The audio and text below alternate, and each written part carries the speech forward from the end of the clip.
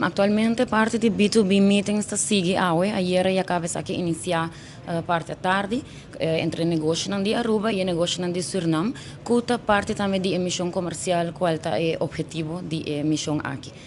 Que é um B2B meeting, business to business? Sim, dus o negócio de Aruba está sinta com o negócio de Suriname de vários setores. O setor, por exemplo, que participar na missão aqui, o setor hoteleiro, tem ICT, construction, e essa aqui não tem hora fazer uma reunião com o negócio de Suriname para assim ser laço, explorar a possibilidade de explorar o mercado de Suriname e assim vice-versa, quizás chegar a um acordo comercial.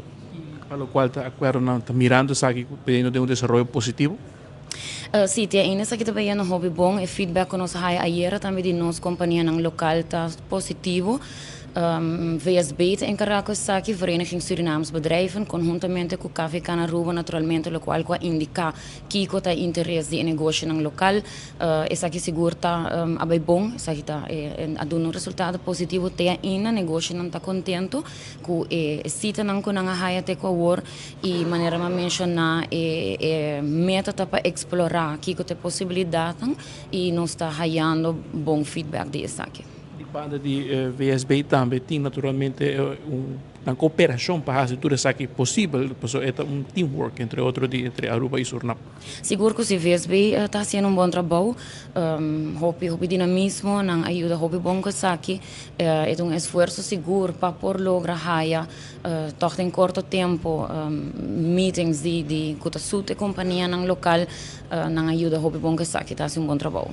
Para o qual está emitindo aqui, nada ruler também mariparano, então vai depender de um branch, nada match outro provedor, nada considera topa com outro ainda.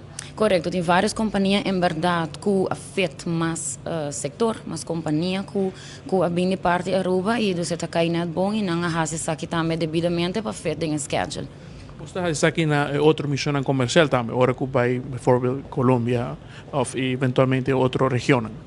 Seguro que sim, aqui de maneira mencionada usual, mescos ora nós temos na Aruba incoming, era KVK, principalmente está fazendo o qual é tarefa e matchmaking e ano passado, por exemplo, na Bogotá, aceitamos um lugar e assim está encarregada para parte de reunião.